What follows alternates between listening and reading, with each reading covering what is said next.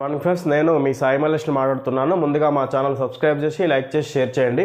అదేవిధంగా హైదరాబాద్లో కానీ హైదరాబాద్ పరిసర ప్రాంతాల్లో కానీ స్థలం కొనాలనుకున్నా అమ్మాలనుకున్నా ఇందులో ఉన్న కాంటాక్ట్ నెంబర్ని సంప్రదించగలరు. ఓకే ఫ్రెండ్స్, ఈరోజు వార్తల్లోని ముఖ్యాంశాలు తెలుసుకుందాం. వార్తా దినపత్రిక. మొజాంబిక్లో పడవ మునక 90 మందికి పైగా మృతి. ప్రధాని మోడీపై ఈసీకి కాంగ్రెస్ ఫిర్యాదు. కుట్రలు తిప్పికొడదాం, కాంగ్రెస్ను ఓడించేందుకు బీజేపీ బీఆర్ఎస్ ప్లాన్. కొడంగల్ను దేశంలోనే ఆదర్శం చేస్తా, ఎంపీ ఎన్నికల్లో ఇక్కడి నుంచి 50,000 మెజార్టీ అందించాలి. 3 నెలల్లో 30,000 ఉద్యోగాలు ఇచ్చాం. సమీక్షా సమావేశంలో ముఖ్యమంత్రి రేవంత్. కొడంగల్లో సోమవారం పార్టీ నాయకులతో సమీక్ష చేస్తున్న సీఎం రేవంత్. పార్లమెంట్ ఎన్నికల్లో కాంగ్రెస్ పార్టీని ఓడించేందుకు బీజేపీ బీఆర్ఎస్ పార్టీలు చేస్తున్న కుట్రలను ప్రజలు తిప్పికొట్టాలని ముఖ్యమంత్రి యనమల రేవంత్ రెడ్డి అన్నారు. సోమవారం వికారాబాద్ జిల్లా కొడంగల్ నియోజకవర్గ కేంద్రంలోని తన స్వగృహంలో నియోజకవర్గంలోని 8 మండలాలకు చెందిన కాంగ్రెస్ ముఖ్య నాయకులతో సమీక్షా సమావేశంలో పార్లమెంట్ ఎన్నికల్లో కాంగ్రెస్ అభ్యర్థి చెల్లా వంశీచందర్ రెడ్డి గెలుపు కోసం తీసుకోవాల్సిన జాగ్రత్తలపై దిశానిర్దేశం చేశారు. అనంతరం కార్యకర్తల సమావేశంలో సీఎం మాట్లాడుతూ కొడంగల్ నియోజకవర్గం నుంచి 60 ఏళ్ల క్రితం అచ్యుతారెడ్డి గెలిచి మంత్రి అయ్యారని, అనంతరం ఈ నియోజకవర్గం నుంచి మంత్రిగా ఎవరికి అవకాశం రాలేదన్నారు. ప్రస్తుతం కొడంగల్ నుంచి తెలంగాణ ముఖ్యమంత్రిగా సోనియమ్మ నాకు అవకాశం ఇచ్చారని, 100 రోజుల్లోనే కొడంగల్ నియోజకవర్గానికి medical, engineering, veterinary, nursing, junior degree కాలేజీలు తెచ్చుకున్నామని చెప్పారు. 100 కోట్లతో తండాలకు రోడ్ల మంజూరీ, 4,000 కోట్లతో నారాయణపేట్, కొడంగల్ ఎత్తిపోతల పథకం తెచ్చుకున్నామని చెప్పారు. కొడంగల్లో కాంగ్రెస్ను ఓడించి రేవంత్ రెడ్డిని కింద పడేయాలని కొందరు కుట్ర చేస్తున్నారని మండిపడ్డారు. ఎందుకు రేవంత్ రెడ్డిని కింద పడేయాలని ప్రశ్నించారు. కరువు ప్రాంతమైన కొడంగల్కు నారాయణపేట్, కొడంగల్ ఎత్తిపోతల తెచ్చినందుక, కాలేజీలు తెచ్చినందుక, సిమెంట్ ఫ్యాక్టరీలు తెచ్చి ఉపాధి కల్పిస్తున్నందుక అని ప్రశ్నించారు. బీజేపీ పార్టీలో జాతీయ ఉపాధ్యక్ష పదవి తెచ్చుకున్న అరుణమ్మ పాలమూరు రంగారెడ్డి ఎత్తిపోతలకు జాతీయ హోదా ఎందుకు తేలేకపోయారని ప్రశ్నించారు. కొడంగల్లో తన నివాసంలో ఏర్పాటు చేసిన కార్యకర్తల ముఖ్య సమావేశంలో ఈ విధంగా కొడంగల్ నియోజకవర్గానికి సంబంధించిన క్యాండిడేట్ను ఎలాగైనా గెలిపించాలని ముఖ్య నాయకులకు ఇక్కడ ఆదేశాలు ఇవ్వడం జరిగింది. కాంగ్రెస్ కొడంగల్ని ఎట్లాగైనా దేశంలోనే ఆదర్శం చేస్తా, అభివృద్ధి చేస్తా అని ఈ 100 రోజుల్లోనే ఎన్నో కంపెనీలు ఇక్కడ తెచ్చి ఇక్కడ ఉపాధి అవకాశాలు కల్పించానని ఈ విధంగా కార్యకర్తలను ఉద్దేశించి మాట్లాడారు సీఎం రేవంత్ రెడ్డి గారు. అదేవిధంగా బీజేపీలో అక్కడికి సంబంధించిన అరుణమ్మ బీజేపీలో జాతీయ ఉపాధ్యక్ష పదవి తెచ్చుకున్న అరుణమ్మ పాలమూరు రంగారెడ్డి ఎత్తిపోతలకు జాతీయ హోదా ఎందుకు తేలేకపోయారని ఆమెను ప్రశ్నించినట్లుగా ఈ సందర్భంగా అతను మాట్లాడడం జరిగింది. డబుల్ డిజిట్ పక్క కాంగ్రెస్ వస్తే లవ్ జిహాదీకి మద్దతిస్తారు. 370 ఆర్టికల్, ట్రిపుల్ తలాక్ చట్టాలు తొలగిస్తారు. చేవెళ్ల సభలో కేంద్ర మంత్రి కిషన్ రెడ్డి. రానున్న పార్లమెంట్ ఎన్నికల్లో తెలంగాణ రాష్ట్రంలో Bharatiya Janata party BJP double డిజిట్లో ఎంపీలను గెలుచుకోబోతుందని రాష్ట్ర బీజేపీ అధ్యక్షుడు కేంద్ర మంత్రి జి కిషన్ రెడ్డి అన్నారు. దేశంలో కాంగ్రెస్ పార్టీ అధికారంలోకి వస్తే లవ్ జిహాదీకి మద్దతు ఇస్తుందని, అంతేకాకుండా ఆర్టికల్ 370 ట్రిపుల్ తలాక్ చట్టాలను కూడా రద్దు చేస్తుందని అన్నారు. రంగారెడ్డి జిల్లా చేవెళ్ల పార్లమెంట్ నియోజకవర్గం పరిధిలోని మొయినాబాద్ మండలం హిమాయత్ నగర్లోని జేబీఎల్ కన్వెన్షన్ హాల్లో బీజేపీ చేవెళ్ల ఎంపీ అభ్యర్థి కొండా విశ్వేశ్వరరెడ్డి ఆధ్వర్యంలో సోమవారం నిర్వహించిన పార్లమెంటు నియోజకవర్గం బూత్ స్థాయి కమిటీ సమావేశంలో ముఖ్య అతిథిగా కిషన్ రెడ్డి పాల్గొన్నారు. ఈ సందర్భంగా ఆయన మాట్లాడుతూ చేవెళ్ల నియోజకవర్గంలో విశ్వేశ్వరరెడ్డిని భారీ మెజార్టీతో గెలిపించాలని కోరారు. గత 10 ఏళ్లలో మోడీ చేసిన అభివృద్ధిని ప్రజలు విధంగా చేవెళ్ల నియోజకవర్గంలో ఏర్పాటు చేసిన సమావేశంలో కిషన్ రెడ్డి ఈ విధంగా మాట్లాడడం జరిగింది. ఎట్లాగైనా ఈసారి అభ్యర్థిని ఇక్కడ హిమాయత్ నగర్లో చేవెళ్ల అభ్యర్థిని గెలిపించాలనే ఉద్దేశంతో ఆయన మాట్లాడడం జరిగింది. కొండా విశ్వేశ్వరరెడ్డి అక్కడ చేవెళ్ల నియోజకవర్గంలో ఎంపీ అభ్యర్థి భారీ మెజార్టీతో గెలిపించాలని సమావేశంలో తెలియజేశారు. అదేవిధంగా కాంగ్రెస్ని గెలిపిస్తే లవ్ జిహాద్కి మద్దతు ఇస్తారు. 370 ఆర్టికల్, ట్రిపుల్ తలాక్ చట్టాలు తొలగిస్తారని సమావేశంలో మాట్లాడారు. ఎలాగైనా బీజేపీని గెలిపించి అభివృద్ధి పదంలో నడిపిస్తుంది బీజేపీ అయితే అని ఈ విధంగా సమావేశంలో మాట్లాడడం జరిగింది. కరవే అజెండా బీఆర్ఎస్ బీజేపీలకు అదే ప్రచారాస్త్రం. గత ప్రభుత్వ వైఫల్యాలపైనే కాంగ్రెస్ ఫోకస్. ఉగాది తర్వాత పెరగనున్న ప్రచార హోరు. లోక్సభ ఎన్నికల్లో గెలిచేందుకు కాంగ్రెస్ బీజేపీ వ్యూహాలు రచిస్తున్నప్పటికీ రాష్ట్రంలో నెలకొన్న కరువు సమస్యను మాత్రం ఆయా పార్టీలు అజెండాగా పెట్టుకున్నాయి. ఇది కాంగ్రెస్ తెచ్చిన కరువు అంటూ ఇప్పటికే బీఆర్ఎస్ ప్రధాన ప్రచారాస్త్రంగా మలుచుకోగా, గత పాలనలోని వైఫల్యాలతో పాటు ప్రకృతి తెచ్చిన కరువు అంటూ అధికార కాంగ్రెస్ దానిని తిప్పికొడుతున్నది. 2 ప్రభుత్వాల పాపం ఇందులో ఉన్నదని ఆదుకోవాల్సిన రాష్ట్ర ప్రభుత్వం రాజకీయాలు చేస్తున్నదని బీజేపీ ఆరోపిస్తున్నది. ప్రస్తుతం కరువు అంశం అన్ని పార్టీలకు ప్రధాన అంశంగా మారిపోవడంతో రానున్న రోజుల్లో అది మరింత తీవ్రమైతే ప్రజలను ఒప్పించుకోవడం మూడు పార్టీలకు కత్తి మీద సాములా మారనుంది. తాగునీటి విషయంలో రాష్ట్ర ప్రభుత్వం నిర్లక్ష్యంగా ఉన్నదని ప్రాజెక్టుల గేట్లు ఎత్తి పరిష్కరించడానికి బదులుగా పొలిటికల్ గేట్లు ఎత్తి వలసలపై దృష్టి పెట్టిందంటూ బీఆర్ఎస్ నేతలు విమర్శిస్తున్నారు. ప్రభుత్వ అసమర్థత, చేతకానితనంతోనే కరువు వచ్చిందని, నీటి వనరులను కాపాడుకోవడంలో ముందు చూపు కరువైందని ఆరోపిస్తున్నారు. ఇది కాంగ్రెస్ తెచ్చిన కరువేనంటూ జనంలో పెద్ద ఎత్తున ప్రచారం చేస్తున్నారు. బీఆర్ఎస్ నేత కేసీఆర్ ఇటీవల పలు జిల్లాల్లో పర్యటించి రైతులకు దగ్గరయ్యే ప్రయత్నాలు చేశారు. రైతు సమస్యల పరిష్కారం కోసం రైతు దీక్షల పేరుతో ఆందోళనల్లో ఆ పార్టీ నేతలు పాల్గొన్నారు. పంటలు నష్టపోయిన రైతులకు వెంటనే 25,000 పరిహారం చెల్లించాలని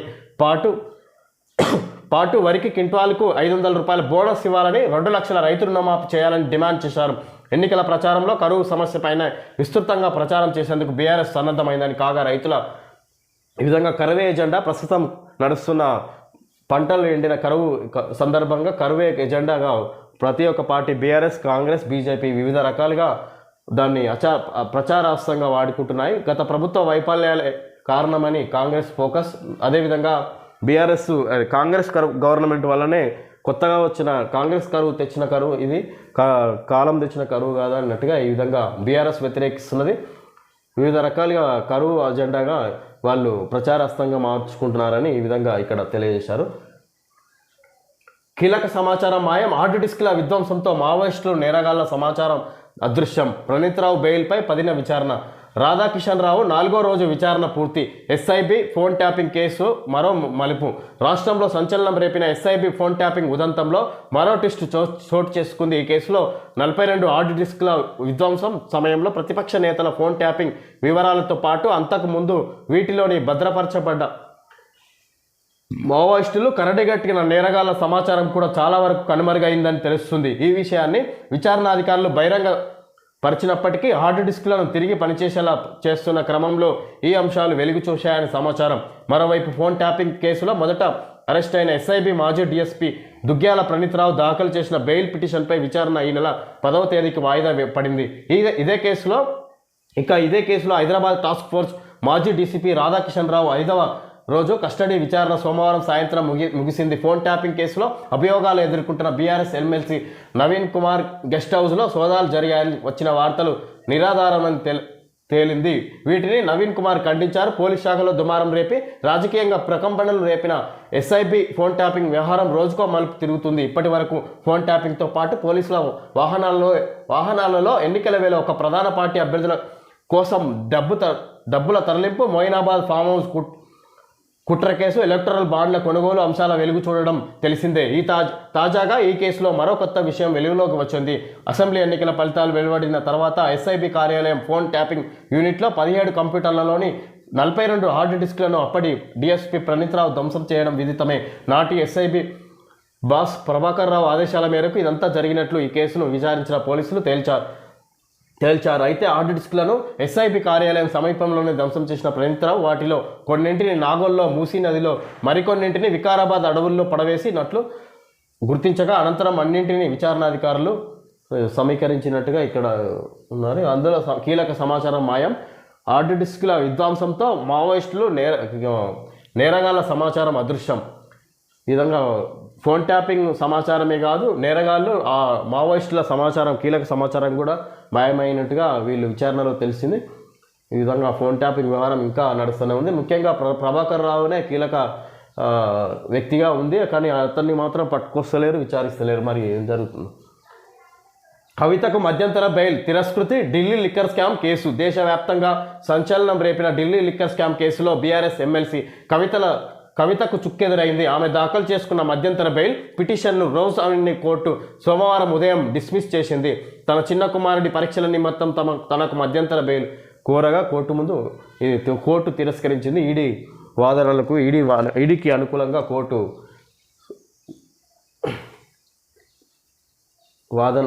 అమలు చేసింది. కోర్టు బెయిల్ తిరస్కరించింది. ముఖ్యంగా కవితకు సన్ పరివార్ ఫోమ్జీ స్కామ్ 25 కోట్ల ఆస్తులు ఈడీ జప్తు. తెలుగు రాష్ట్రాల్లో సంచలనం రేపిన సన్ పరివార్ ఫోమ్జీ స్కామ్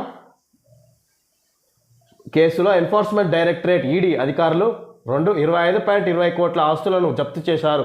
ఈ సంస్థ ఎండి మెతుకు రవీందర్తో పాటు అతని కుటుంబ సభ్యులు, సన్నిహితులు ఆస్తులు జప్తు చేసినట్లు ఈడీ అధికారులు తెలిపారు. మనీ లాండరింగ్ చట్టం కింద ఈ ఆస్తులను జప్తు చేశారు. ఉమ్మడి ఏపీలో ప్రజల నుంచి భారీ మొత్తంలో పెట్టుబడులు సేకరించిన సన్ పరివార్ అధినేత రవీందర్ ఇదే సమయంలో అధిక వడ్డీల పేరిట కూడా భారీగా డిపాజిట్లు తీసుకున్నాడు. 10,000 మంది నుంచి 158 కోట్లు సేకరించిన ఇతను దండిగా స్థిర చరాస్తులను కొనుగోలు చేసినట్లు ఈడీ గుర్తించింది.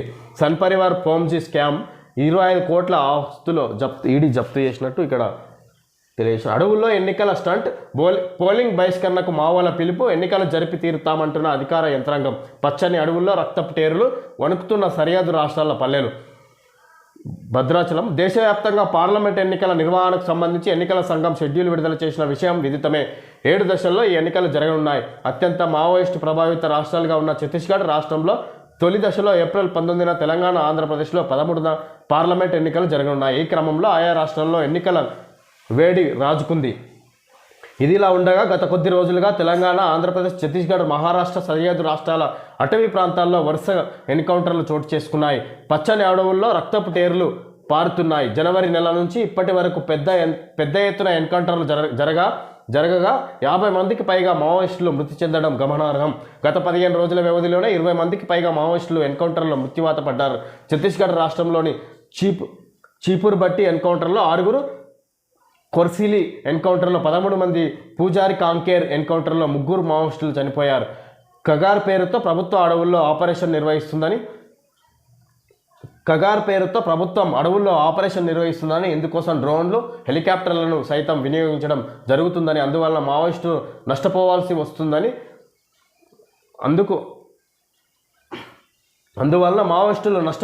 వచ్చిందని ప్రతాప్ అధికార ఈ విధంగా అడవుల్లో ఎన్నికల స్టంట్, పోలింగ్ బహిష్కరణకు మావోల పిలుపు, ఎన్నికలు జరిపి తీరుతామంటున్న అధికార యంత్రం. పచ్చని అడవుల్లో రక్తపు టైర్లు, వణుకుతున్న సరిహద్దు రాష్ట్రాల పల్లెలు. ఈ విధంగా మావోయిస్టులకు పోలీసులకు మధ్య ఎక్కువ ఎదురుకాల్పుల ప్రభావంగా మావోయిస్టులే ఇప్పటివరకు 50 మంది మరణించడం జరిగిందని ఇక్కడ ఇవ్వడం జరిగింది. జనవరి నెల నుంచి ఇప్పటి వరకు 50 మంది చనిపోయారంటే అత్యధికంగా వాళ్ళకు నష్టపోతున్నట్టే. వాళ్ళు పంటలకు ట్యాంకర్ నీళ్లు. రంగారెడ్డి జిల్లా నక్కలపల్లిలో ట్యాంకర్తో పొలానికి నీరు పెడుతున్న రైతు.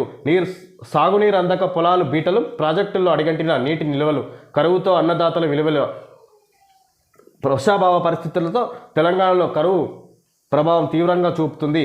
ఈ యాసంగిలో సాగునీరు అందక పంటలు ఎండిపోయి రైతులు దయనీయ పరిస్థితులను ఎదుర్కొంటున్నారు. ప్రాజెక్టులో నీరు లేక భూగర్భ జలాలు అడుగంటి పంటలకు సాగునీరు కరువైంది. దీంతో పచ్చగా అలరారుతుంటే పంట పొలాలు ఎండిపోతున్నాయి. దీంతో రాష్ట్రంలో దాదాపు లక్షలాది ఎకరాల్లోని వివిధ పంటలు ఎండిపోయినట్లు అంచనా. ఫలితంగా వేలాది కోట్ల రూపాయల మేర రైతులకు పంట నష్టం వాటిల్లినట్టు తెలుస్తుంది. ఈ ఏడాది నైరుతి, ఈశాన్య ఋతుపవనాలు మందగించడంతో భూగర్భ జలాలు అడిగంటాయి. దీనికి తగినట్లు ప్రధాన జలాశయాలు, నీటి వనరులు, చెరువుల్లో నిల్వలు లేక జలకల తప్పి కరువు ఛాయలు నెలకొన్నాయి.